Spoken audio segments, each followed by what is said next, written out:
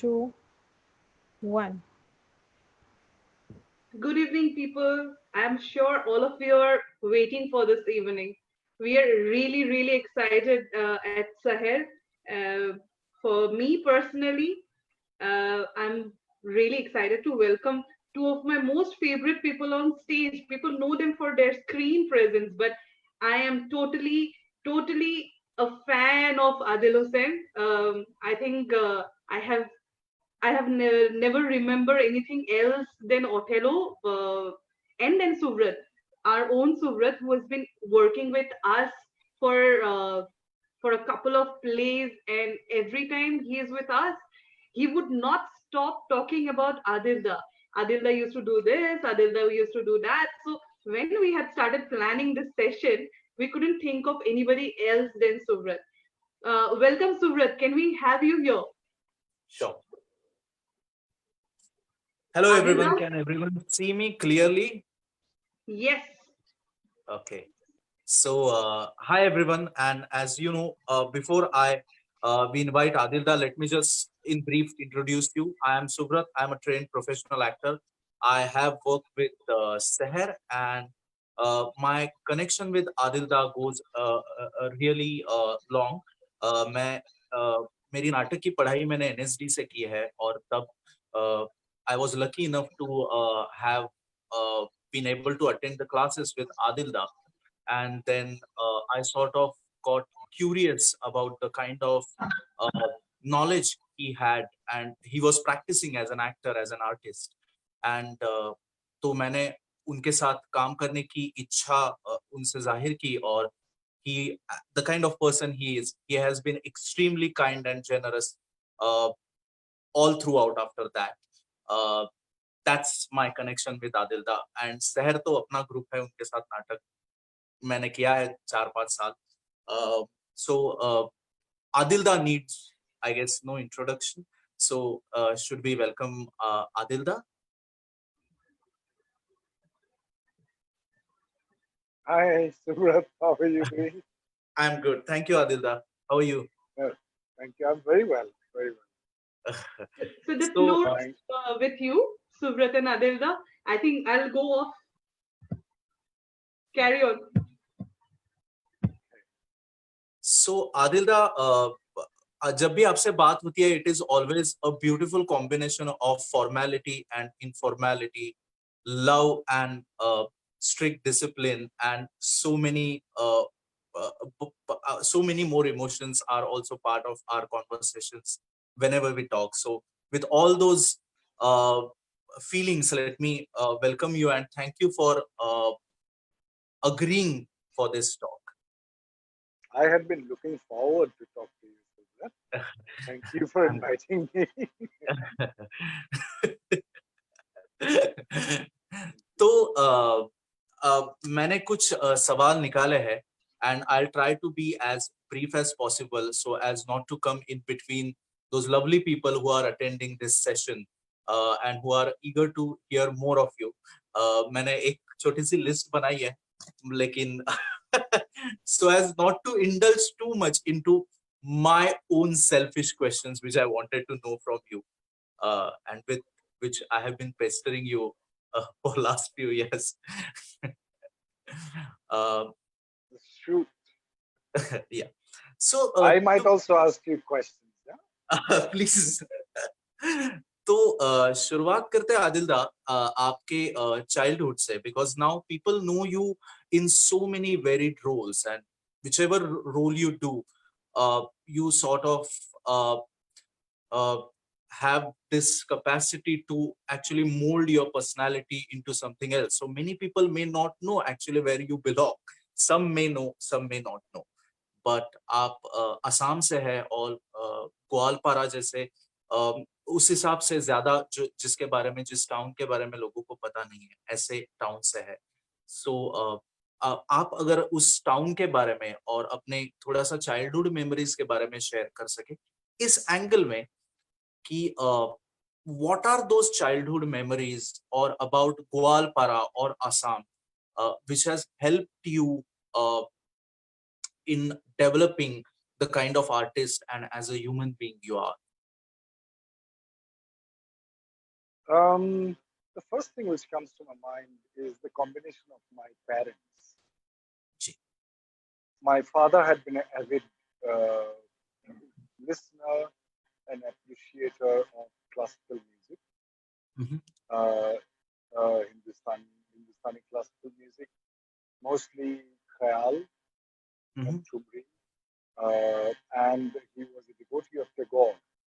When I say devotee, I do not mean, uh, I mean every sense of the word.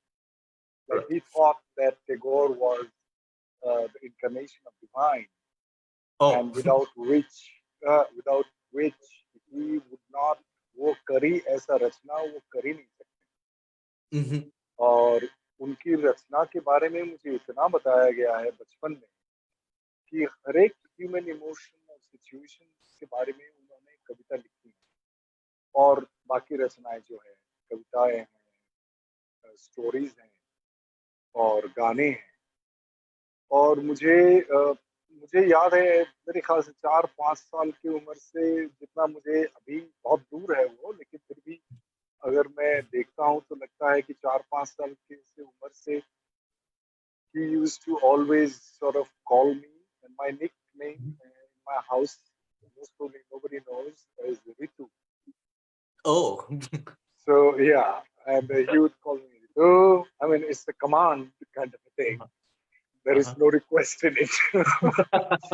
So he'll call me. So I would be coming like, very obedient badmash, but I play the obedience very well Right. in front of him. And I would come and listen to his poetry recitation of Tagore. And he was extremely honest man. When I say honest, in a sense that in terms of money, in terms of his principles, I have never seen such a person who is so precisely articulate about what the right thing Mhm. in terms of being honest with people. Right. I remember he driving away with a cane in his hand, two people who just came with a big fish. Most Mhm. probably doesn't even know whether they have come to bribe him or something. But he just came and said, no, there is no reason for you to bring fish in our house. So he threw them away. And he was an expert in 6 languages. And he spoke Wow. fluently Persian, Mhm. Arabic, English, Hindi, Urdu, Assamese, Bengali. Wow. And he wanted one of his sons at least to learn English properly. He failed with most of his sons except for two of us who Right. learned the language that I'm speaking right now. And he was a man of literature. Mhm. He finished the entire district library because Gwalpara was still is the district headquarters, and he Right. finished all the books which that library had, and then he complained, "Get me more books." So, so his persona, and he was very strict and also extremely angry man. Mhm. He didn't take nonsense from other people and not from us as well. So, and so on the other hand, my mother, who was, like most of our mothers, which is, who has this, most of the women folk in the world has got this Mhm. amazing empathy and generosity and tenderness and love. So this and she supported also my activities in theater. Mhm. And if we come out of that house and we go into the neighborhood, so there used to be and still is, there are always this drama clubs and or a music club, in every neighborhood. And So, our so then, senior, yeah, sorry to cut you, but that was the part of Golpara's culture. yes, yes, Oh. always. So theater used to be a regular feature, though we had Mhm. very, very rudimentary uh, sort of theater hall. Monkeys used to come through the windows because we couldn't afford, the town could not afford the windows even properly. Right. So windows were without the grills or anything. Right. So we had So, this. sorry, very sorry to interrupt you, Anita. I suppose your voice is cracking a little bit because Oh, really? just came and just showed me a placard saying Adil's voice is cracking. Is that the same? Oh, if you could, if you But can you hear me? yes, I can hear you, but your voice is cracking a little bit. Okay, so what I'll do, I'll go off the Bluetooth. Maybe because of Uh, the Bluetooth. yeah, Could be the if you reason. can I'll use the take out the a second. Bluetooth.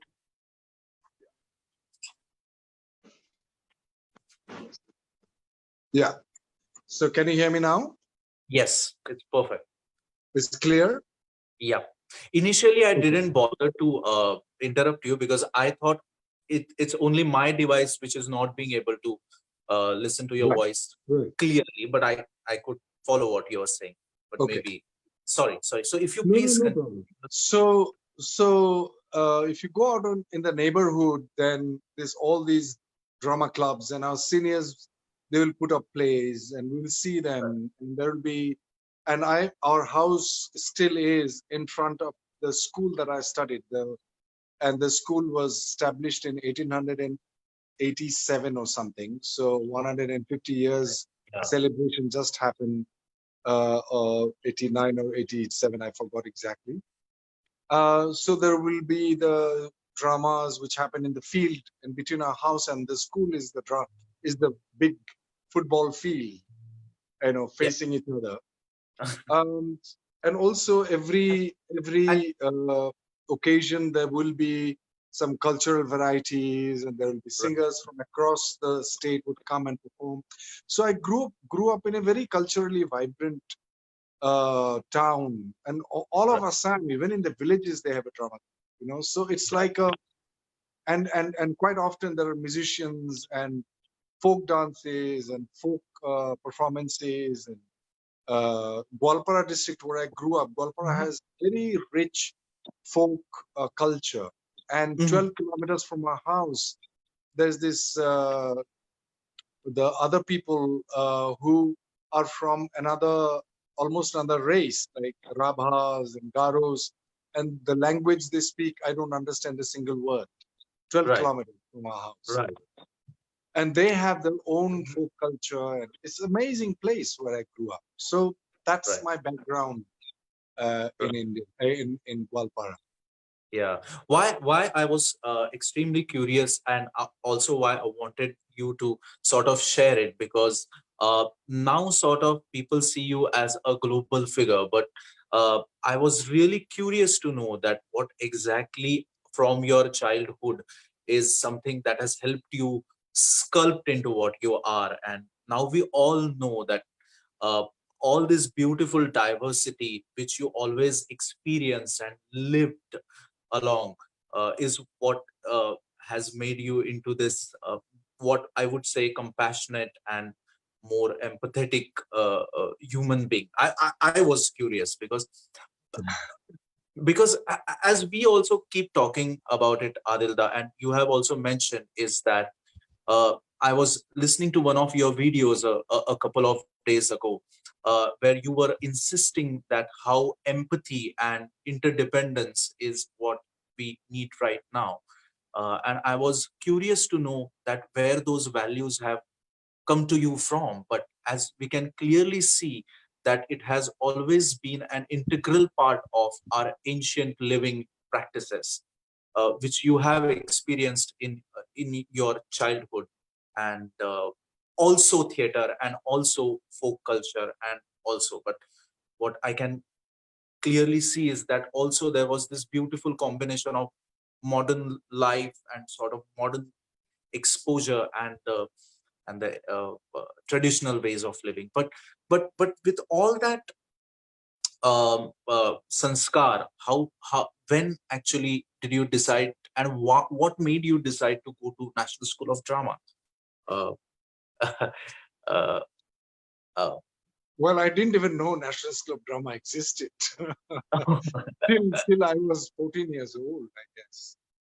I was thrilled to know. I was like, what? No, really? There is a school where they teach acting? I thought it was right, yeah. And also till, they you money to do that.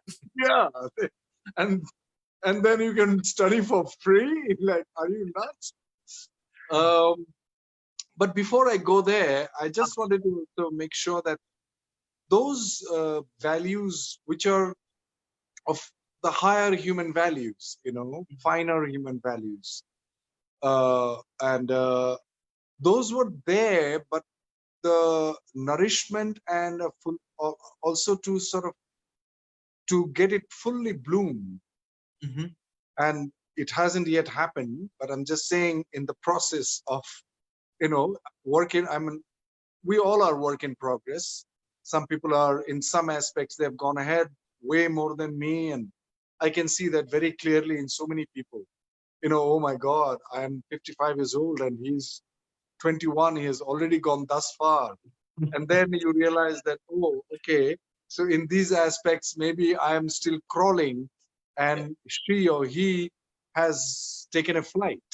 So it's a very, it's always important for all of us to remember, Subrat, that in spite of all the experiences that I would have or some other people would have, and those who are younger to us, they, that's why humility is so important. That a person who may have been, we can look at the person as like, oh my God, what is she doing? What is he doing? Why is he behaving like this? That person may change overnight and can fly past me or you, and go towards her or his fullest potential, and I could be still limping and crawling, so. And that example comes to me from the story of Valmiki. He was a dacoit, and imagine the rishi of that time must be, if they would have looked at Valmiki and said, oh my God, he's a robber. But then overnight something happened, Narada was caught, and then he wrote Ramayana, and he's one of the greatest of the rishis that we know of. So it is important to know all these stories are so important and such powerful stories. So though, as I said, though I had glimpses of what you just mentioned, of the generosity, tenderness from my mother, which we all have learned, also the circumstances that I had been in, and the choices that I made, that is the free will which comes in. The choices I made to choose a friend or to stick to a friend for one more hour or one whole year, and had decided to go and find the book, and decided to go I remember going and meeting a friend of mine who had been my first mentor, Dhrubajit Kishore Chaudhary. He was the brain behind in the stand-up comedy group, that satire group that I was part of. I remember that one day I came back from Guwahati to Gwalpara, and I wanted to meet him. And everybody said, no, he's in some jungle, we don't know, in Meghalaya. I said, no, I have to go and meet him. And I had this tremendous desire to meet him. So I borrowed a motorbike, and I asked a friend of mine to accompany me. We fell on the way, we had an accident. But still we went and traveled through like no roads, through the trees and all that. And finally we met. And that evening was one of my most beautiful experiences, which I'm not going into in details. But what I'm trying to say is that it is that free will of listening to yourself and saying, okay, I feel like doing it. It's not impulsive decision of doing something which is necessarily which will disrespect your higher choices, but which is along with my better choices. I would not say higher choice, but higher choices. And so I had been lucky also. That's why I'm so grateful that I had been lucky to stick to my inner calling. That, okay, I want this person and I want to meet him now, and I will do anything to meet him. And I did. Why that happens, I don't know. So we all have these qualities. We grew up with all sorts of qualities, our darker aspects, our brutal aspects, our cruel aspects. And we also have those that the greatest of the living personalities or just passed away personalities like Sri Aurobindo, Sri Ramakrishna Mahaprabhu. You know, if you take the Sufis and the great shamans across the globe, those are the higher people, you know, those are our goals. Right. Like Krishna is the future man, not the man of the past. Right. And the values that he has propagated or said in the Gita could be our, you know, roadmap towards becoming the fullest of the, or to fulfill the potential that we all have. So yeah, I had those things in my childhood. I had great teachers, but at the same time, the free will that I had not to meet or not to search, but I did that. So that also gives you self-esteem Right. and as well, and courage and inspiration. Just Right. wanted to say. Yeah, of course. So what you mean to say is that, but what helped you to recognize that as a human being, you had these qualities within you? Was it the training at NSD, or what I'm more curious about the questions you asked, Right. or what the questions which made you aspire to go to an institute and Right. take a training, because Yes. there's so many people right now who are artists, who are Yeah. actors. The question is wider because there will be many artists and people who want to learn craft of something else. Maybe Yeah. someone wants to become an engineer, but the reasons were those, what were the reasons? Was it the commercial aspect of acting and fame which inspired you, or was it something else, or was it the combination of both? Very interesting question, which is you asked already, but I forgot to answer that Yeah. part of the question. I went into the previous question. But good, I forgot, because, you know, as I speak, I have answered this question before, but I always try to re-articulate and find and search and dig deep to find what is the real motive. Two things came to my mind as you were asking me the question. That the first play that I did was in 1971, and I was, I think, 8 or 9 years old. And it was a play of two characters, and I did the play. The came down, and the first question I remember asking my director, who was the teacher, class teacher of the kindergarten that I studied, I asked my ma'am, I said, "Adha ghanta ho gaya?" Because it felt like 5 minutes, you know. Yeah. So it sort of, and then see this thing I forgot that I asked that. What I remembered was more what do you call that, juicy thing. Was that, oh, next day I became popular, you know, the girls were pointing at me like, that's blah, and blah blah blah, and the clap and the applause and all that, those things take over the real feeling. What otherwise, I don't see any reason why I would still feel like acting, you know, why I would still do it. And even if nobody sees it, I would like to do it. Yeah. Because there was something inherent there. So I'm coming back to this point. I'll leave it here and Yeah. go back. And I'll say, yes, I thought that I came to NSD because I saw an actor whose name is Tapan Das, and I acted with him also in a film before I came to NSD. I did quite a bit of films and television and all that in Assam. Right. And Right. he used to be, even if he is with two, you know, on the screen with another actor, my eyes would go to him and not to the other actor. And he was, of course, he was a very handsome guy, but I'm not gay. So that wasn't the reason. There was something else which was attracting me. So I went and asked him point blank that Tapanda, he was senior to me. He is senior to me, still there. that why do I look at you? What is it inside you that makes me, that makes me look at you? He then took my question seriously. He said, meet me after the shoot. So met him. Then he spoke of Stanislavski. He spoke of Jerzy Grotowski. I was like, who are these people? So I was then 16 years old, and I just joined the college in Right. Guwahati, and I had been doing plays and theater and all that. So I Right. never heard of all these people. I like, who are these people? Then he explained. Then he talked about Stanislavski's system and Jerzy Grotowski and Lister's work. So I was like, wow. And then someone said that there's a school.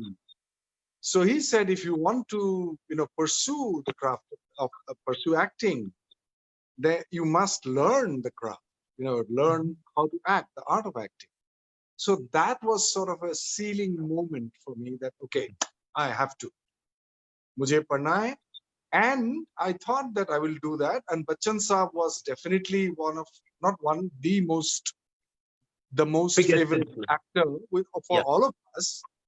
And I used to also mimic him, and I used to earn money, Oh. So I thought I'll go to NSD and then to Bombay, and I will become Bachchan Saab, a hero, Yeah. Then when I came to NSD, and I met the first person, the first session, and the first day was Khalid Tayyib, who was a physical theater teacher. So from there, then I met Anamika Haksa and all our teachers, Right. Robin, Govinda. and, Arjun Raina, Barry John, later Nasiruddin Shah, and another person from Pondicherry, Shopanda, then Dilip ji. So, but during the NSD period, because I had a lot of experiences of acting in films, but the intensity of engagement in theater, though I did theater, but the way that one approaches acting could be so profound and so intense, with all the questions of who, why, where, when, what, and all the W's and all that. So I sort of realized that, my God, the thrill, the shiver, the sort of excitement that I have before and after and during my rehearsals and performances were like 100 times more than what I experienced in films. So the idea of going to Bombay and becoming a hero just went out of I threw out of the window, or it went out of the window. I didn't have to throw. Right. So it changed completely. It changed. And then, of course, I remembered that question that I asked my teacher then, after the after my first play, Aadha Ghanta ho gaya. So that when I look back, I realized that, oh my God, what I was basically asking was that the time stood still. Half an hour felt like 5 minutes. And now I can probably tell you, Subrat, that when you don't experience time passing, you don't even age biologically. Ah. When you experience time stand still for you, you can see eternity. It feels like you are completely here and now, and you become the most beautiful person in the world. You become the most transparent being in the world.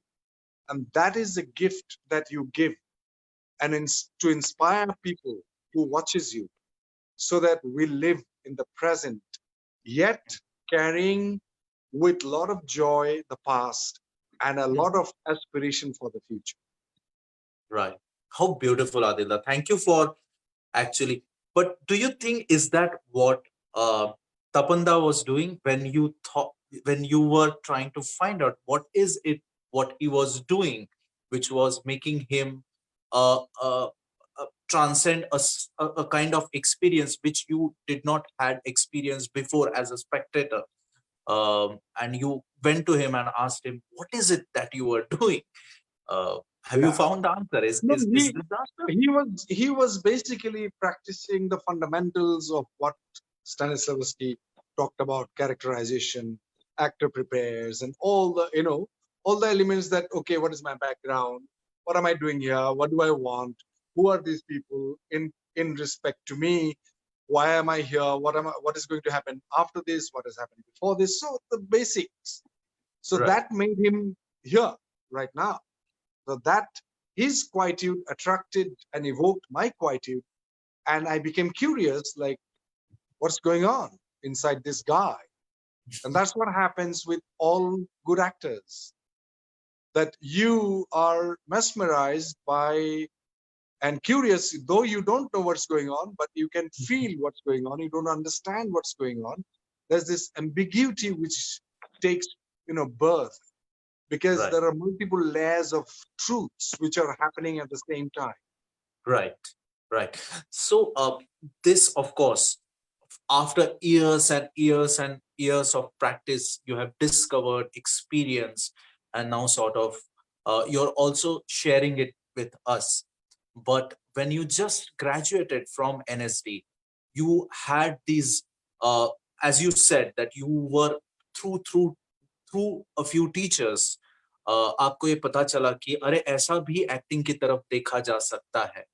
Then that is what basically drove you after a few years of NSD, like keep practicing acting. And I will come to, I would like you to talk about Humpy Lab also, but till then, what questions remained that kept you going, or it was just the practice of these? Well, when I graduated from NSD, I realized, not realized even, it was like there was a very strong thing in my mind that, oh my God, I know nothing about acting. Oh my God, I know nothing about acting. Oh my God, how would I act? It's almost like a paranoia, Mm-hmm. which did not help me, but it sort of made me, that was a driving force, that I have to know more before even I invite you to come and see my play. Right. Invite So you to sorry to interrupt you. Sorry to interrupt, but no, you mean that, of course, you were a practicing actor before even you joined NSD. You right. had been part of a stand-up comedy group, so you must have performed in all three mediums. And all actors have their bag of tricks, as you say. Yeah, yeah. And but you decided that you will not fall back on those bag of tricks, and you decided that this is what I would like to practice in acting. This is the kind of outlook. This is the kind of path I would like to take. And where did you find that courage to not fall back on those bag of tricks? Because that is, I think, the trap for not only All actors, actors, all the quite often artists. with actors. Yeah. I think when I saw Khalid Tayyibji performing a play called The Fool Song, Mm-hmm. and I saw Dustin Hoffman's Papillon, which is a film that if people haven't watched it, please do. And I realized to reach their level of acting, I have forget about in the middle of the sea, but I'm on this side of the shore, not in the middle of the sea. So I did not think it so articulately, but I knew that, oh my God, I know nothing about acting. To be able to perform the way, the truth that he brings in this particular play called The Full Song, Khalid, I think, did around, I don't know, 25 to 30 characters within 1 hour with bare body and a small piece of cloth, loin cloth on it, down there.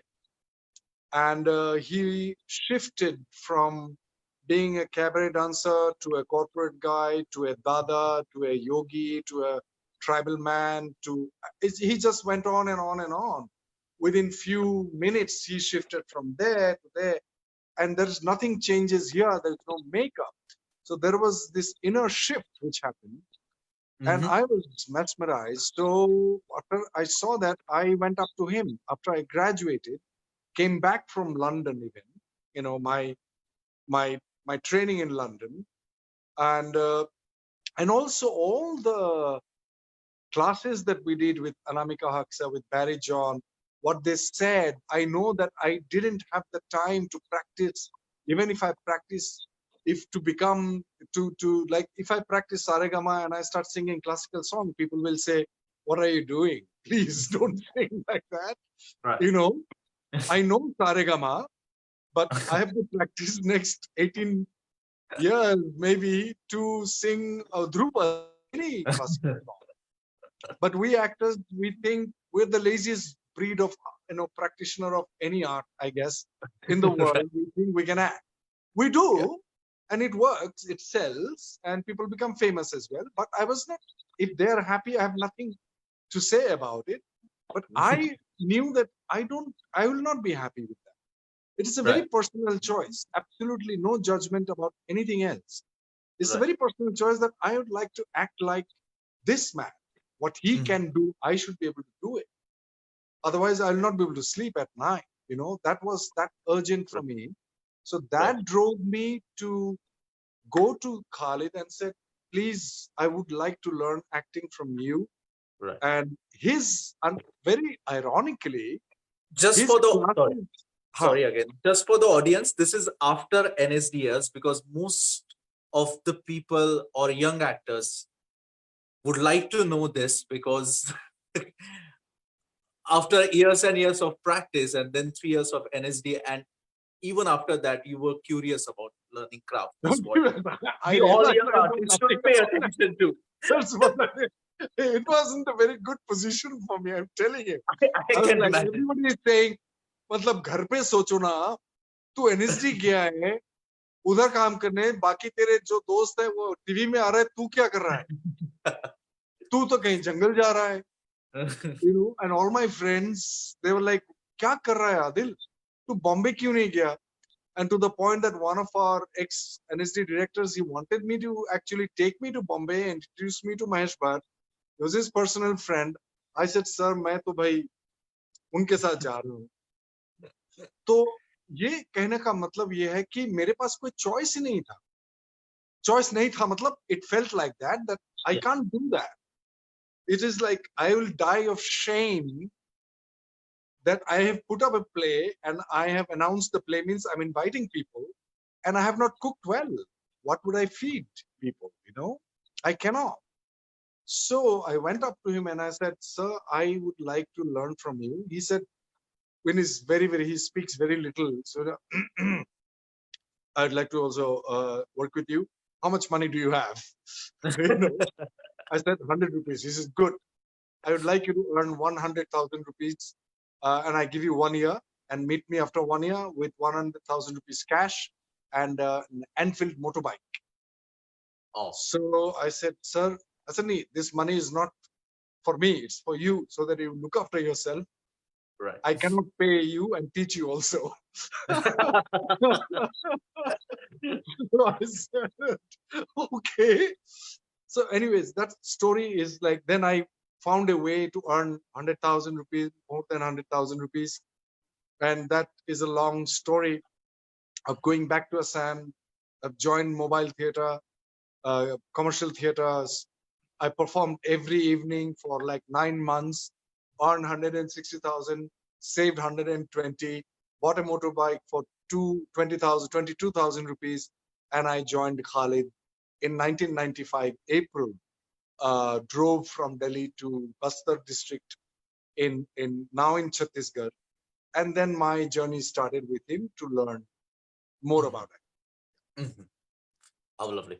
But so, and your teacher was not in a position, but then that was more of a laboratory work. But then I would also like you to share, if you can, about then you decided to after learning from Khalid ji, you decided to open up not your own lab, but you still had a few questions, and which were not only related to the craft of acting, but philosophy of acting and philosophy of life is what I believe. So, how did you arrive to those questions, and what motivated you? So, just to give again, intro, जो जिन लोगों को पता नहीं है, तो हम उसके बारे में बात करेंगे, लेकिन आदिल दा ने कुछ एक को एक्टर्स के साथ हम्पी में कुछ एक साल लैबोरेटरी वर्क चलाया था, जो कि बहुत ही रेयर है इंडिया में, कुछ ही लोग हैं जो अभी कर रहे हैं एक और साल कर रहे नहीं, ढाई साल, हैं, सॉरी 2.5 साल। 2.5 साल, सॉरी। सो तो क्या था जो which still keep you going, or what were those questions? Because I'm pretty curious about if you can share those questions, because Yeah. बहुत बार क्या होता है आदिल दा कि ऐसे सवाल as an artist, as a human being हमारे मन में आते हैं, बट बाकी सब कचरा साफ करके just to see that sharp Thank question you, sir. which is going to, or the feeling that if you could Yeah. share. Well, after working with Khalid for from 95 till almost end of 1998, Mhm. 3 in years. between, no, in between, I had been to Holland and also worked there and taught there because my money got over, so I had to go and earn money and come back to work with Khalid. Right. So 1999, I did this play Othello, which one of your SAIR members have seen. And that play was raved by all these great newspapers in England. And Othello. Othello. So I came back and started teaching. So while I was working at the National School of Drama from, 1999, I came back, and I was I was pretty inspired that, okay, I'm not so bad because I believed at least those newspapers were pretty prestigious, and I thought, okay, they're not most really lying that I'm good. So I was a bit settled. Right. But the questions that the question that you asked me, what are my questions? My questions were like, is this all about acting? But another fundamental question was that when I did Othello, the darkness, the brutality, the cruelty, the sort of those aspects that I had accessed within myself, Mm-hmm. it sort of it smeared me when I came out as well. I got tainted. I felt that I'm Right. tainted Mm-hmm. with the unwise choices, the brutal choices that Othello made to kill Desdemona. That Right. he's so stupid that he did not even, inquire with his wife that is this true? He just believed in it. How unwise can one be?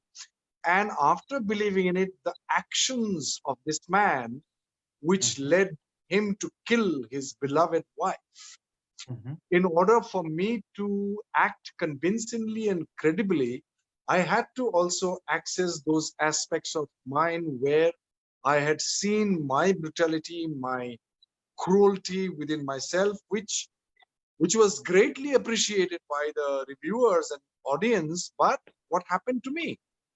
So the question that I asked was, do I have to deteriorate as a human being in everyday life in order to become a better actor? Because I had nightmares. Oh. I had issues of that. I have become so that this particular experience also I had once in NSD when I did Mephistopheles. Right. The same, but this one was because I did Othello for a longer time, and every day it was a very, very high demand from the director to be true. And Royston Abel and I are classmates, say he was absolutely brutal. Like, Adil, no, it's fake. We have to be true. So I had to dig deeper in order for me to be true every night that I perform. So in Right. order to make sure that I'm credible and I'm coming up with true feelings and emotions, I had to find ways. Sometimes it happened, sometimes it didn't. Sometimes it happened, but the intensity I felt yesterday, today did not happen. Sometimes I found that, oh, if I do because my body went like that, that's why I felt that. Next day I did my body, but I felt nothing. So Right. there was this inconsistency in the craft as well. Like, how do I say and do things night after night, speaking the same words, but I still do not lose the freshness, the truth of the first day or the Right. day that I found it? This was one of the most important part of my questions. The other Right. question I said that, do I get to be, do I have to be tainted and smeared by all these dark qualities we know Right. we all have? Or if I have to, then is it good for me? Which I felt not, because I don't want to look at my dad, and when he's crying, I'm looking at an old man who's crying and not being his son, who's Adil, and having empathy. I'm like, that old bugger is crying, The word observation, which we are taught, all of us, but son's empathy, observation is cruel. That's what I Right. felt. Right. So instead of the word observation, I now use embodiment or empathy, deep Right. empathy, and you embody the person and you experience it without observing through a microscope. That, that's Right. the man. Oh, look, how is he sitting? How is he doing? This is what we are taught. And I think that is absolutely uh, vital for all actors to know that no, that is not the way to go. Right. It will make a person extremely indifferent towards all the sufferings of the other people, including maybe yourself, and the repercussions of those dark spaces which will open up. And it might then, I have seen a lot of actors to take to Right. drugs and alcohol and blah blah blah blah blah. Yeah. And I had a first-hand experience of another actor who was trained in actor studio in America and who had to come and work with me. He was sent to, the person was sent to me to work with me, and I had to work. And then the person told me that, oh my God, you should come and teach there, because every actor there thinks the more the misery, better you are as an actor. That's the terrible way to go. Yeah. And also, all the great actors' autobiography that I read, their personal lives, most of them were terrible, Right. including the great Marcel Marceau. I know that from his grandson. I met him. That is a Oh, very interesting yeah. incident, which I think Yeah. I should tell you. That I was in Pondicherry with my teacher Khalid, working on theater in 1996. And I met this guy. We were in a party and he was like 21 or something. And I asked him, what are you doing here? He spoke in French accent. He said, I'm here to learn spirituality and I want to be a mystic. And he asked me, what are you doing? I said, well, I want to learn acting, and he's my teacher. I pointed to Khalid and he said, is there anybody in your family who is an actor? I said, no, actually, my father was a teacher. My grandfather was a mystic. He was a Sufi saint. And he said, very strange. My grandfather was a very famous actor. I want to be a mystic. Your grandfather was a mystic. You want to be an actor. So he said that, then I asked him that, who is your grandfather? He said, maybe you know him. He was very famous. Marcel Marceau. I was like, oh my God, grandson. Anyways, cut to 10 years later, he comes to see Othello in Chennai. And he Okay. said, oh my God, you have become an actor. I said, no, I'm still trying to act. I have not become an actor yet. I'm just acting. And he has already become the personal physician of a mystic, and he practices mysticism. Right. So the question that you asked, so my question was that, do I have to deteriorate? Right. And how is it possible for me to retain the degree of conviction, which if I said 80% every day, saying Right. the same lines, same words, I Because do not theater fall actors from has to that. repeat, yeah. Unlike Yeah, film actors who have given one good take. 80%, Yeah. 80%. Above that, if I can go is okay, but I must not, that has to be my bedrock benchmark, that I cannot fall from there. But I fell several times. So I could not digest that. I could not accept the fact that how is it possible for me to fall from the credibility and conviction of the truth? And I knew that I got it, but I didn't have a have the have the roadmap so that I can travel through and reach there that intensity of truth every time. So Right. these were the two main questions that I was seeking, and also the training that I got from Khalid and other teacher, that how is it possible for me also to translate those inner impulses and humble impulses sometimes, not the stereotyped ones, not the brilliant ideas which come to our mind, ऐसे कर देंगे, वैसे कर देंगे, ये दिखा देंगे, वो हमारे हैबिट में हम बचपन से वही सीखते आए हैं, पड़ोसियों को दिखाने के लिए ये करो, हमारा हैबिट ही वैसा है. वेस्टर्न स्टूडेंट्स के हैबिट्स अलग है, मैंने देखा है क्योंकि मैंने वहां पढ़ाया है, तो वो लोग they don't care about what the other thinks of you. They are trained in their household to express themselves freely and no very little taboo, very little Right. judgment. But we Indians grew up with so much of like showing off and putting on mask. ऐसे नहीं Right. करते बेटा, वैसे करो बेटा, ऐसा करो बेटी, मत करो. इसमें कुछ और अच्छाई तो है, लेकिन Right. आर्टिस्टिक प्रैक्टिस में वो सारी चीजें आपके आ रहे आती. Right. हमको नकाब करना है, नकाब Right. पहनना नहीं है. Right. तो ये basic fundamental these two questions so that I can prepare my body in order to embody those impulses which are true creative impulses, which are not seen or heard from someone else, but Yeah. from my within primordial being, which comes out. And maybe not even, it's not, the source is even not me.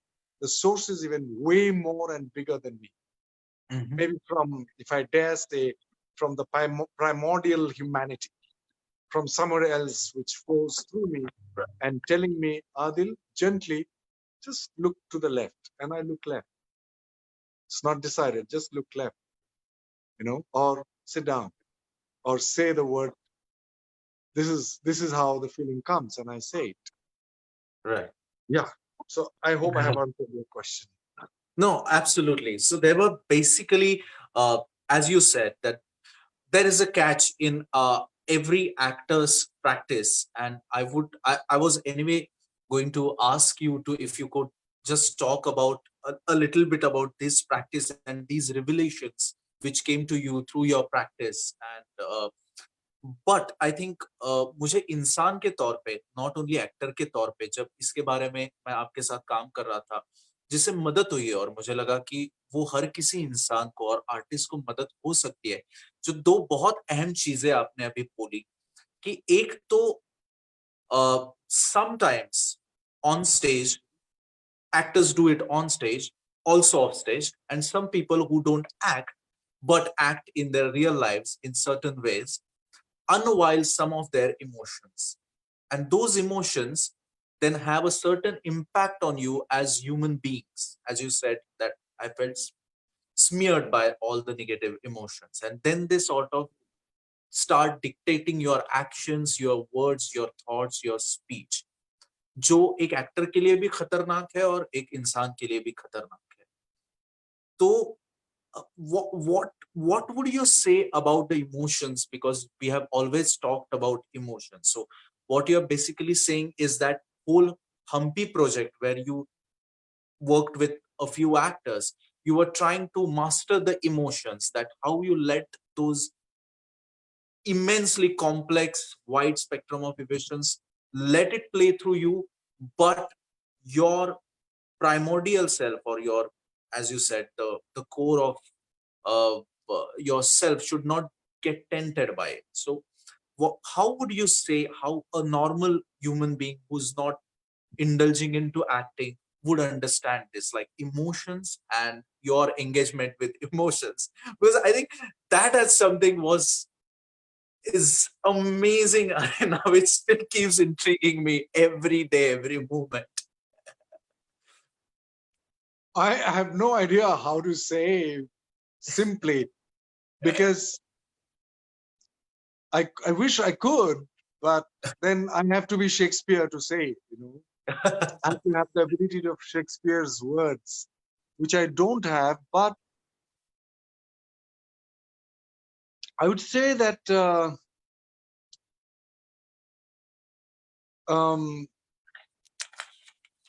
okay, what is coming to my mind is that Yoga Sutra of Patanjali.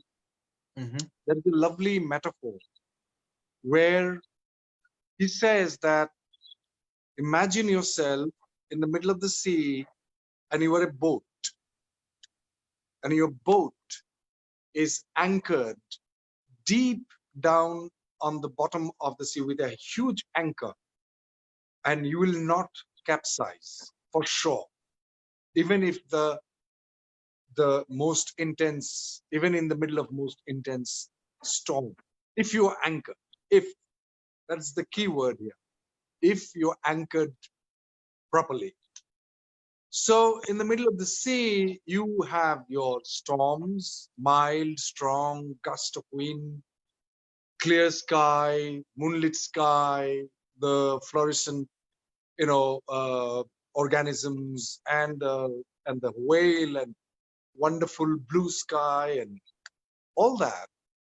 But in the storm, when the storm is there, like in our lives, when emotions happen in life, personal life, and emotions which we finally somehow manage to let those emotions flow through us in a given circumstance, means in a play or a film. So if you're anchored, then you'll enjoy both. You know that you will not capsize. That means you're trusting. You have a mechanism of the anchor, Right. and that anchor, which is in this case the bottom of the sea, where you have a heavy anchor that you've anchored yourself. But in a human being, what does it mean? In a biological body, what does it mean? So that's where my mentor, Sri Dilip Shankar, who comes into the picture, that he gave me tools where through the practice of the tools, I'm like last 20 years I've been practicing, and I still lose my anchor. So, you know what I mean? But I don't even know how deep the anchor has gone. I don't Right. know, but it feels much better now than before. That's for sure. Right. So, with all my humility, I must say that I'm work in progress.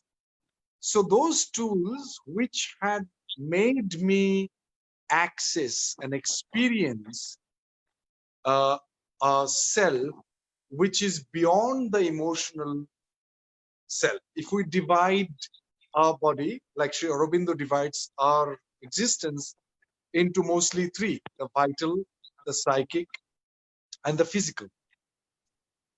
Maybe there is one more, I forgot. So the vital is where everything that your conscious mind and your emotions and all that. And Patanjali also says something very, very interesting, that when you are on the shore of the sea, you are captured and occupied by the dramatic waves which lashes on the shore. Right. But if you just take a flight and go up to the sky and you see those lashing of the waves on the seashore, is like tiniest part of the sea. But when we are on the seashore, we feel, oh my You feel God, like- and the she looks even when you are on the shore, the sea looks higher than you. It goes like around, like as if it's higher. The water is higher than you. So he says that emotions are only that much, the dramatic Waves. the waves of the sea which lash on the shore. The emotional body is only that much. Rest of the sea and the vastness of the sea and the depth of the sea is you. Actually, Right. it somehow resonated true to me because I've experienced it without even knowing that I had in my exercises in NSD. When I was deeply concentrated and focused, it felt so good. I'm like, whoa, nobody can shake the hell out of me at all. When I did a lot of exercises which made me feel so anchored that nothing bothered me. Shake you, yeah. It cannot shake you, you know. The wind cannot shake you, the storm cannot shake you, but then it goes away. Right. After some time, like, where did it go? I have become again that chanchal, that fickle-minded. You know, you have experienced, I have experienced. We all. So how is it possible for us, for an actor, in order to stabilize, to stay stable, to anchor, to fortify, to consolidate that stability, that quietude that I felt, even more quietude and even more, so that nothing and nobody can shake me, even my emotions. Even my emotions in everyday life, or even the emotions of Shakespearean, monumental Shakespearean intensity. Right. Because I think nobody, except for maybe Oedipus of Sophocles, nobody and no dramatist has written on emotions, the use of words that which embodies emotions than Shakespeare. I have not Yeah. read anybody. Like when he says that let the slave had 40,000 lives, one is too poor and too weak for my revenge. मैं उसको 40,000 बार मारूंगा तभी मुझे शांति आएगा. इतना गुस्सा, arise like vengeance from thy hollow cell, you know, ild up or love, thy crown and heart is thrown to tyrannous hate and swell bosom with thy fraught, for 'tis of aspics. I mean, nobody is written like that. No one, no, in the world, you know, about emotions. There are other beautiful compositions and writings, of course, but emotions को लेकर के Shakespeare का जो कहना, तो उस emotions को मुझे जब embody करना पड़ा, when I was challenged to embody it, I said, how would I make sense of these emotions? I never felt so angry in my life. Like when Oedipus found out that he slept with his mother and he killed his father, how sad, I mean, what the intensity of his state of being? I don't know, whether he's sad, he'll go bad. What would he do? Because I played Oedipus, I played Othello in NSD in second year. So I was like, it is beyond my capacity. So then Khalid came in and then showed us techniques to go into the emotions, to catch hold of the, you know, thread of anger and pull it bigger, and go into the point. I felt angry as if I want to throw the moon into the sun. I was so angry. Wow. So, and I was like, oh my God, and enjoyed it, you know. But then I realized, oh my God, it's going out of my hand because I feel that way and I enjoy it. I indulge in it. Those are the traps which you talked about. An actor falls for it, and in everyday life, and then given a space. So, coming to the point that the roadmap of going into that anchoring self, the self which is quiet, and you cannot go deep enough because it is deeper than you go. More you go, it's deeper. That means you can never get bored. Right. How deep you can go. You will be surprised that, or I am surprised if you are not, that after the COVID-19 lockdown, I have started working with my mentor on this dialogue between Krishna and Arjuna. And I felt, oh my God, I know nothing about acting. I'm now digging into each word. In last 2.5 months, we just covered first two Krishna's dialogue, sorry, Arjun's question, Krishna, Arjun and Krishna, ये चार ही वो है 2.5 महीने में. Because हर एक दिन मैं दोबारा करता हूँ और लगता है कि ये तो और भी deep जा सकते हैं. So he has introduced a technique which I have never. I tasted it because I worked with Shopanda, but he worked with Shopanda for last 8 years and prepared this performance called Finding Shams, which is Rumi's Guru. Right. So the play called Finding Shams, and that's so far the most exquisite piece of performance I've ever seen in my life. And I could not speak for almost 40 minutes after the performance. I was so overwhelmed. And then I know that they're working, but they're working for last 8 years on that 1 hour piece. And till today, if you want to see, then you just call him and he will say, okay, one person is okay. And he will do it for you. So he's not announcing it, Right. but so the roadmap to that quiet self, I'm sort of finding a sort of, what do you call that? In a way that, oh, okay, I can anchor myself and then I can dive deep into the dark crevices of my darkness. And then I can come back. And because I'm already anchored, I just maybe have to take few breaths or maybe 1 hour of the work, the tool that he has introduced to me. And I can do that and come back, not only not get smeared, but even cleansed, even lighter, because I've shed off a lot of my darkness in the process. Right. I don't know, is it clear enough, this description? No, absolutely clear, I think.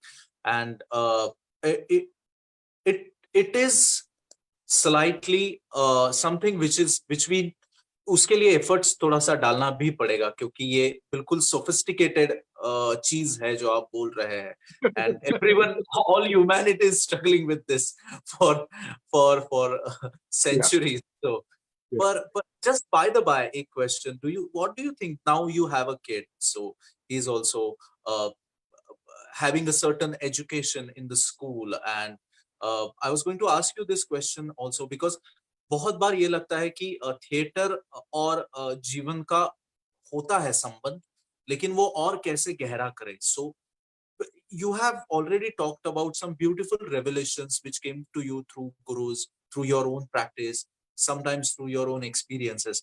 So do you think that this sort of a combination of spiritual understanding, which is again not religious at all, it is absolutely spiritual, and theater, combining together should in certain ways has to be a part of our civilization in a more prominent way, and also our education, do you think? Will that help? Absolutely. I think that the world has come to this situation, and the most educated people have become, unfortunately, the people, those who, if you look at the world, I'm not talking about only India, but the world, that siphoning of billions and billions of dollars, the highly educated people, so-called educated people. And so then what is the value of that education, which makes you a person who doesn't have any empathy for the other? Whatever you have learned, I have learned, we have learned through theater, through personal endeavor. Imagine if the education itself was founded on pursuing higher human values and not pursuing how to survive and earn money, and hadn't taught us to go into cutthroat competition, then just the words cutthroat. So No, much violence. competition. I mean, you are basically giving legal, moral, institutional sanction to do anything to survive. Not only survive, to have greed, to have more and more. And I'm not favoring any ideology here at all, because I think most of the ideologies are flawed.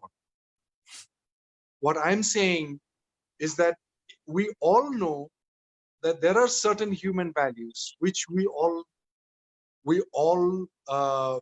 secretly admire, if not publicly.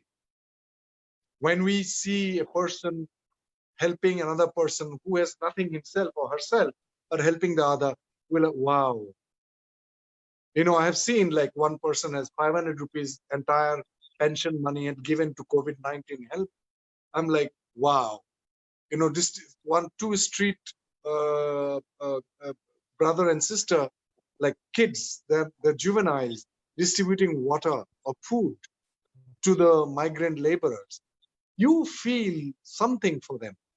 So I'm sure that if you're not a dead person already, like Hitler, I'm saying when Hitler was alive, but he was dead as a human being. Even he to melt him, maybe we would need a Jesus Christ, you know, of that caliber to sort of, you know, give. But at the same time, I know that Jesus Christ was also crucified, you know, somebody. So we will always have these, you know, contrasting people from opposite spectrum. But at the same time, if we call ourselves civilized, if we call ourselves human beings, then we must have the facilities where human beings are not only human beings of rudimentary nature, but to help them to grow, nourish, and to help them to nourish the higher human values and human qualities like empathy, respect, grace, generosity, unconditional love, and all other, integrity, you know. So if we are not doing it, what are we creating in in the factories where we are creating human beings to cut each other's throat no matter what, to earn by hook or by crook? So I would definitely agree with you that the human values, like when I was telling someone the other day that when I was born, my parents celebrated that a human being is born, not even the animals are quite often way better than what we are, you know. Most of the time I see them now, you know, because most of the people are behaving so strangely. They're better than us. But my first identity was a human being, you know, not Muslim, not Indian, not Assamese, nothing. I was born as a human being. And before being a human being, I was a drop of an egg and what do you call that? Sperm. A sperm. Sperm. And these are the two micros. So in energy, you know, two different kinds of energy atoms, molecules came together. And so before human being, I was as a form of energy, which sort of took physical form and was born as a human being. I could have been born in a stomach of an elephant as well. Maybe that would have been better. I don't know. But as a human being, when I was born, then if my first identity is of a human being, then I must be first taught what are the higher human values. And we have hundreds of examples in India. In fact, India, they want to become economic superpower, which is great, but at the cost of so many things. I would say we can become the spiritual superpower of the world. We can lead the world. What human beings could be, the future human race could be India we have the wisdom, we have all the know-hows, that we don't need 2 cars, 3 cars, 5 cars, and 60% of the population of India are walking back from the cities, and those people have made these buildings. I mean, how can we call ourselves civilized society? I don't understand. It baffles me that I call myself civilized, where I'm allowing people, those who have no money, going thirsty and dying on the middle of the street every day. Lakhs of farmers in your state committed suicide. Those who grow our food, the essential commodity. So I'm sure that we have gone horribly wrong somewhere in our education. That definitely we need the values. I don't know what you call it, spiritual values, human values. Just being human, not even anything else. Forget about spirituality, is a big thing. Just normal human values. Also, we are capable of, as I said, that brutality and cruelty. We also have those capabilities. But then the institutions, those who govern us, those who make the policy, that they have come to ask for your votes, that we will rule the country and we'll give you education, we'll give you healthcare, we'll give you law and order, we'll give you this and that. They promised. I voted since my birth, birth in a sense. I didn't vote, my parents voted, and your parents voted. Yeah.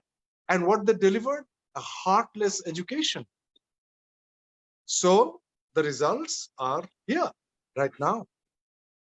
And we participated in it. It's not that you and I are not responsible. We both are also responsible. Yeah. But it is time for the next generation. When you talked about our son, it is their responsibility now, how we rear our child. Because we are already, I have already crossed. You are young. When you marry, why do you want to have a child? That question must be asked. And from the conception onwards, what do you make your pregnant wife listen?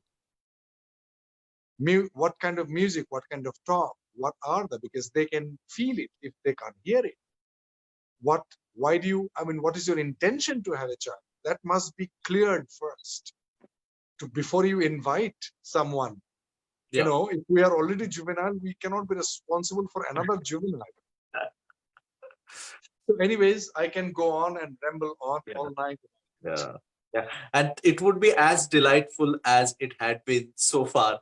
And I don't want to compel you to keep talking, because there are ऐसा ही रहा है जो अब लोगों ने ये 1.5 घंटे का, मैं कहूँगा, थिएटर ही देखा है, जिसमें आप ज्यादा बोल रहे थे, मैं स्पेक्टेटर था, दर्शक था, कि जब भी बात होती है तब आप you have a huge spectrum, and there are many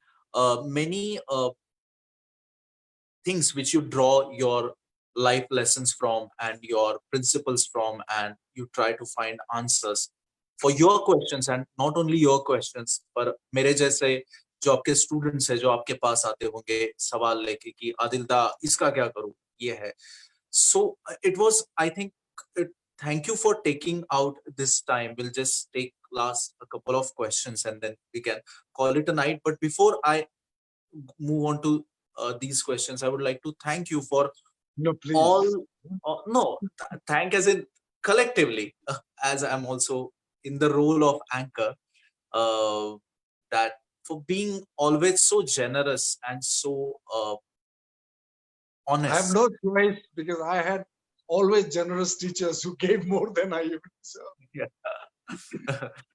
I mean, many people don't know that you also offered some of your, not only offered, you gave away all the savings to the actors who came in to work with you in your laboratory,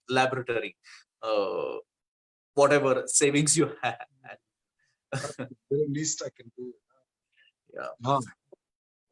But to conclude it, again, I wanted you to talk about this, and so beautifully you have talked about it, because I always felt that जब भी आपके साथ मैंने काम किया, उसके बाद मुझे ही नहीं, बहुत सारे मेरे फेलो स्टूडेंट्स को भी हमें ये बहुत बार महसूस हुआ है कि एक्टर बनने के लिए आपको बहुत अच्छा इंसान होने की जरूरत नहीं है, मगर आपने चाहा तो आप बेहतर इंसान बन सकते हो. And then I always felt that you showed us that how theater can be more like life and life can be more like theater. And I think that would be beneficial for people who are not yet introduced to theater in any ways, or are not interested in theater but are interested in the theater of life. To conclude it, a couple of things, just you have already talked about it a little bit in previous answers, but again coming back to theater कि आपने जैसे कहा कि मैं एक performance करता था, उसकी सच्चाई एक दिन मिल जाती थी, दूसरे दिन नहीं मिल जाती थी. और थिएटर एक सामूहिक विदा थी. It was a group effort. So I think these two things, which are interdependence and impermanence, it's something actor always experiences in reality.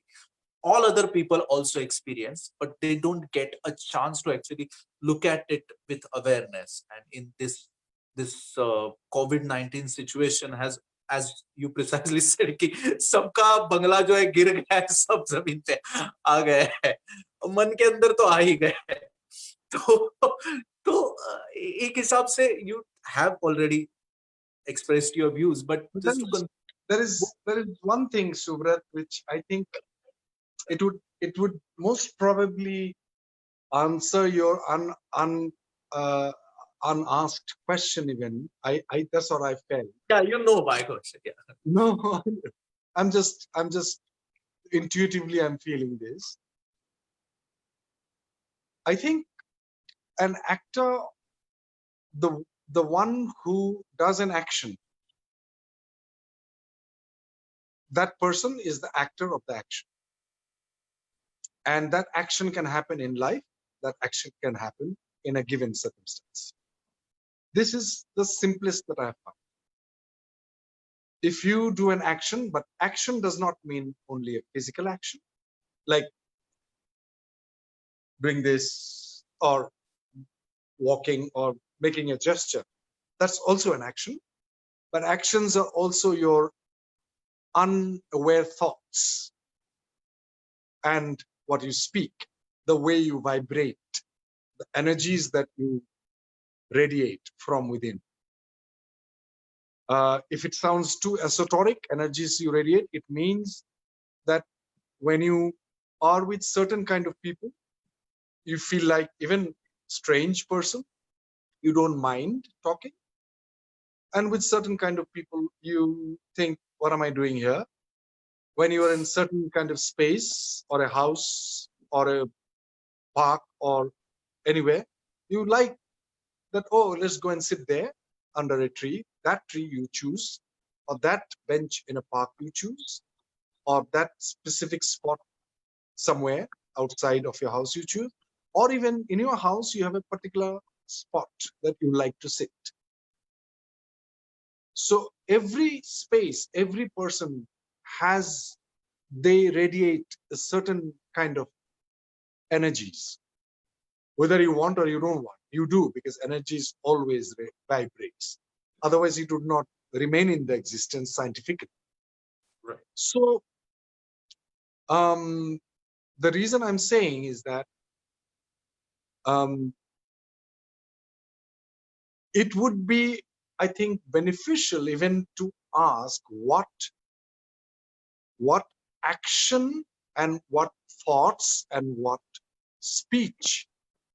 Even beyond that, the question that I asked, I think I forgot to mention, there are two things I said. One is to repeat, which you just said, every day with a high intensity. The other was to find out how do I remain sane and not get smeared. The other question I asked, why do I have to act at all? So that was the most, probably the biggest question. I didn't know that this was my question. Right. Why do I have to act? Do I have anything else better than acting to do? And yeah, it's a habit. No, it cannot be a habit. It can be a habit, but then that habit might, you might lose Can be juice. broken. Yeah. I don't feel like that. छोड़ दो यार, दारू पीते हैं. You know, that's okay also. There's nothing wrong with it. But I'm saying to remain intensely curious or looking forward and with gentle enthusiasm, you look forward that, oh, I'm going to go for rehearsals now. You're not, not that, but I'm going to go for rehearsals. You have a smile in your heart, you know. Today we'll rediscover that. You know what I mean? We'll do the scene this way. Why? You know? So this question I was asking also. So the other question, that how to remain true and credible and intensely true, was found by answering this question first. Why do I have to act? So on a night in Hampi, on my hut, in a candlelit night, and there was no electricity, we didn't have running water, as you know very well, I told you. And I was looking at a book which I bought a few years ago, never read it. The name of the book is Vedic Experience, and written by a half Spanish, half Malayali person called Raymond Panikka, and who was a master of 8 languages: Sanskrit, German, Italian, English, Latin, Greek, and other French. Tamil and Spanish, of course, because Yeah, Spanish, French, and his weakest was English, but I needed a dictionary to read. So that was his weakest language. And so I decided to sort of open the book following a certain suggestion. That's another story why I just opened, not the first page. You know, the page which came that night, it was around maybe 11:30, 12. I just figured that I need glasses, you know, and and the story of creation in English. The first sentence is, in the beginning, there was nothing. So I was like, okay, what is nothing? I could not think of anything but something, you know. Nothing means some black. So it was something. So I could not imagine nothing. So I said, okay, forget it. What is the next line? Next line is, from nothing came the non-being. Non-being क्या होता है यार? मतलब, you know, I was not very philosophically touched or anything, you know. Non-being. Okay, I don't know. So let's go to the third. From the non-being came the being. I was like, मतलब कुछ तो है. You know? एक तो कुछ है. There is some entity. The fourth line, which caught my attention, it says the being was lonely and bored. It's like, wow. So loneliness and boredom is the breeding ground for creativity. So when you're lonely and bored, you are ready to do something. Your body, your energies are ready to create something. So please be bored and lonely sometimes. If it happens to you, that is the time for you to do something which maybe you have never done before. right. Try calligraphy. You know? I don't know. Try standing upside down. I don't know. Try jump. Yeah. I'm just saying. The fifth sentence is, it wanted to grapple with something. There was nothing, came the non-being. From non-being came the being. The being was lonely and bored. It wanted to grapple with something because it was lonely and bored. So it wanted to grapple with something. But there was nothing. It did not want to create something because creation will be subordinate to the creator. Mhm. It wanted an equal partner to grapple. We all know, unless we have an equal partner, you and I, we would not enjoy acting. If the co-actor is like, oh God, what is it doing? If your mom says, I want to act with you, I don't know if your mom is a great actor, I don't know.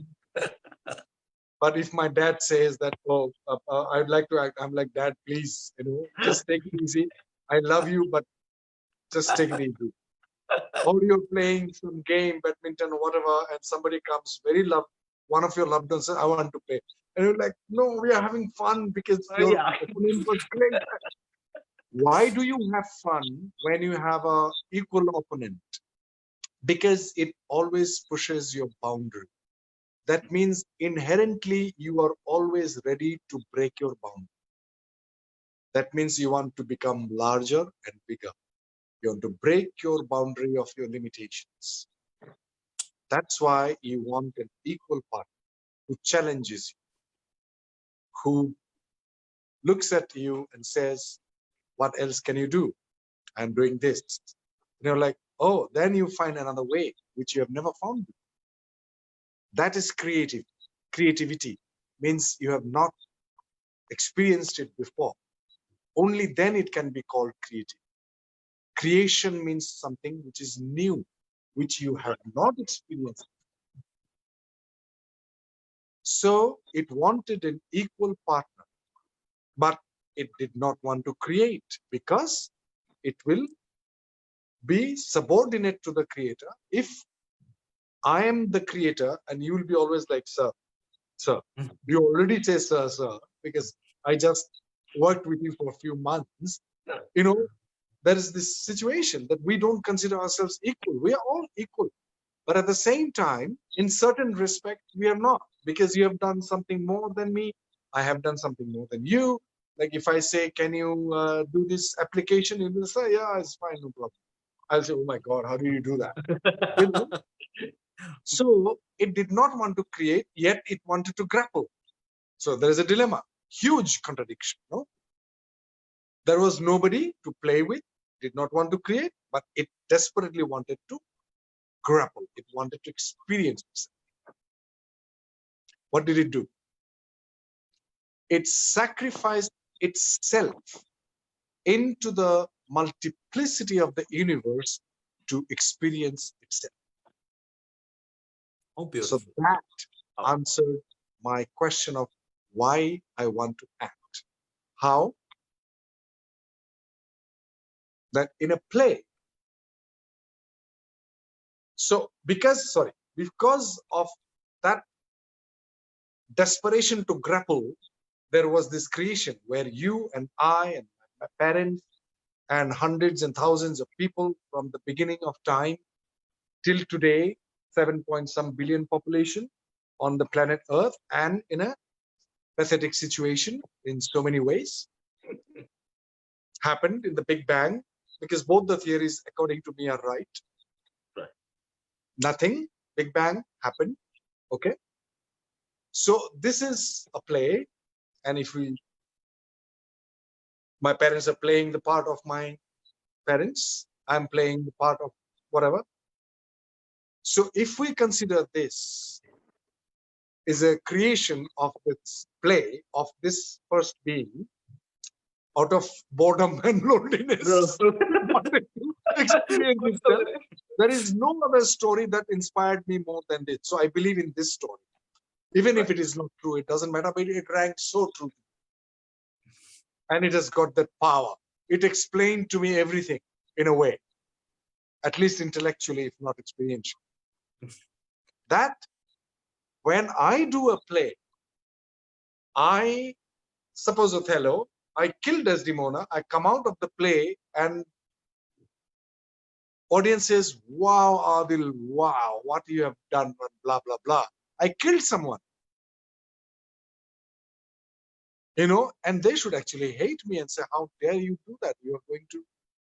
But people, those who watch, they know that what is happening there is real, but for a certain time. It will be real if it is a good, well directed, well written, well acted, and well designed play, you know.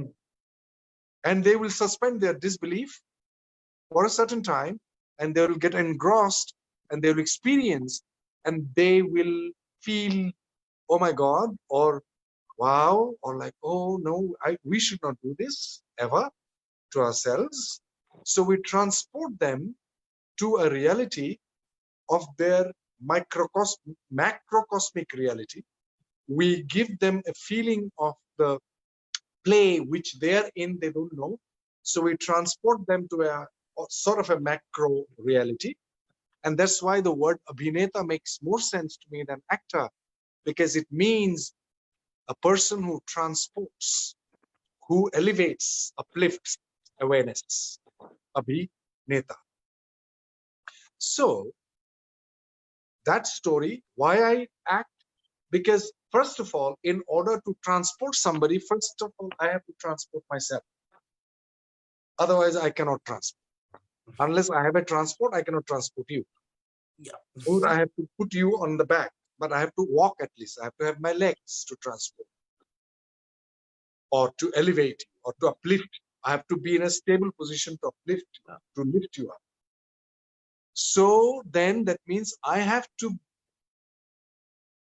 anchor myself, which we talked about in details a little bit, in a higher, larger space within myself, in order, even if I am going down in the microcosmic organisms or microcosmic existence of jealousy and brutality and pettiness and all that, but I'm still anchored in my higher space and larger space within. That is my anchor. And that also, when I am there in that larger space, audience's larger space is activated and evoked. So my larger space have to be so intense that by vibration, those larger spaces inside the audience get evoked, and they see themselves with a lot of empathy. If I have empathy for the character, including Hitler I play, or Othello, they will have empathy for themselves, for their neighbors, for their friends, children, brothers, sisters, and the society at large. Then I realized this is a gift to myself to be an actor. Unless I am in the larger space, I have no business for myself to be there on the stage. And this is a great opportunity for me to constantly demand myself my larger space, and also probably give, sort of give some glimpses that this master play, that being which decided to grapple with, instead And of multiply. creating, Yeah. instead of creating, it sacrificed itself. So then we are part of the whole. We are not the whole, but we can connect to the whole of it. We're part of it. So we are also, as in some mystical understanding of the religious practice, they say in Islam, it says, Ain al-Haq means I am God. Aham Brahmasmi also says I am. That means we are not, when I say God means part of the larger universe, and we are not part of nature, we are nature. If star is in nature, we are nature, and we have that possibility. And that's why I continue to look forward to act.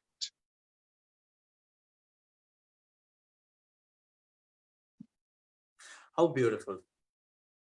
And I think this always happens that, again, as you said, that maybe you sat 40 minutes after the play which was performed by Tapanda and Dilip Ji. And I think I am feeling glimpses of it right now, because there is so much to take in and to work on. And this has always happened to me, while whether may it be your classes or your work, or whenever we have had these discussions. And that let for the audience, आप आदिल दा के घर पे जाएंगे तो उतना ही, बस इसके साथ वो प्यार से खाना भी खिलाएंगे, because he's a wonderful cook. And लेकिन इतनी ही खुल के बातें होंगी, इतनी ही चीजें होंगी जो आप अपने दिल में भर के जाएंगे and There is a call which is coming, so I can't hear you. Just I think yeah, it's an internet call, so it is bothering me yeah, on the phone. Just hang on a second. sure. Okay, can you hear me now? Yes. Can you So hear me? yeah, we Oh, can I hear. can't hear you. So I have to go out and come in again. Okay.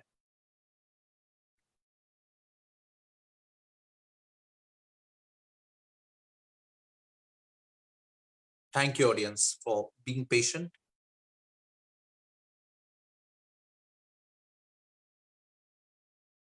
Lekin just to again, thank you, Seher. Thank you, all of you, for joining this wonderful talk. And मैंने बहुत बार अपने Facebook पे और Instagram पे चिल्ला चिल्ला के लोगों को कहा कि प्लीज आइए, और ये इसीलिए था कि now you know the reason that there is so much that we are taking home tonight. So we'll just wait for There are Adilda. a lot of people who are saying hello to you, hello to Hi. Adilda. Hello. सबको hello और yeah. I can hear you. So just to conclude it again. Hello, Adilda. I can hear you. Okay. To conclude it again, thank you very much, Adilda, for Come on. taking out this time and being kind and generous like you always have been to all of us, all your students, and to your spectators as well. Whenever you work as an actor also, you give all that you have, and also as a teacher, and we are looking forward.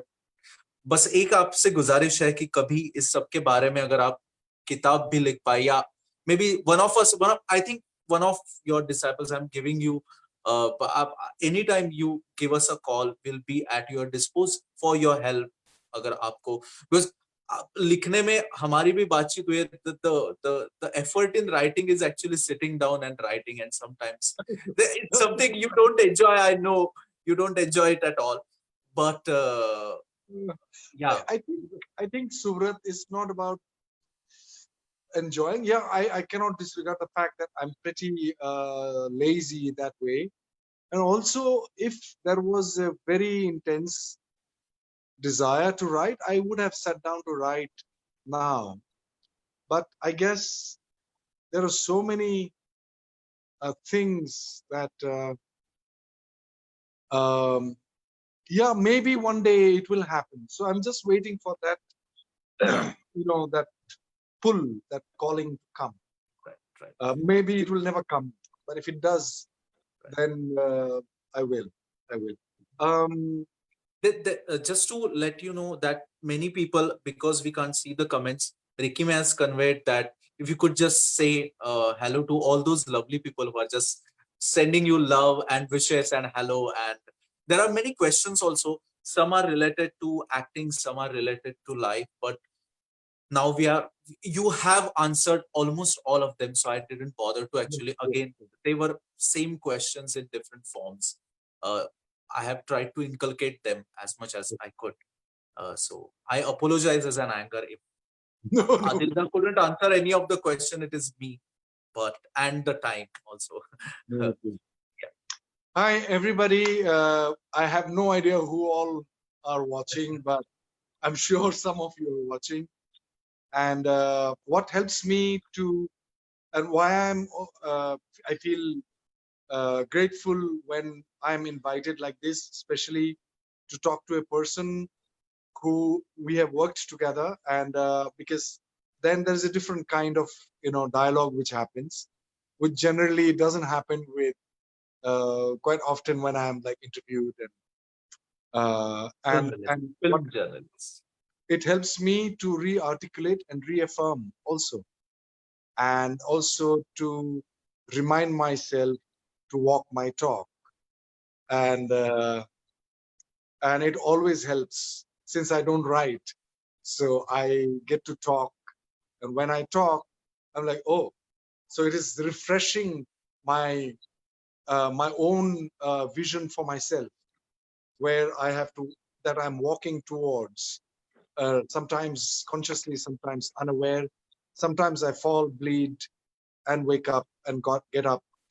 And sometimes I run, sometimes I crawl, sometimes without knowing I fly, and which is like, so thank you for listening, and I'm really grateful to Seher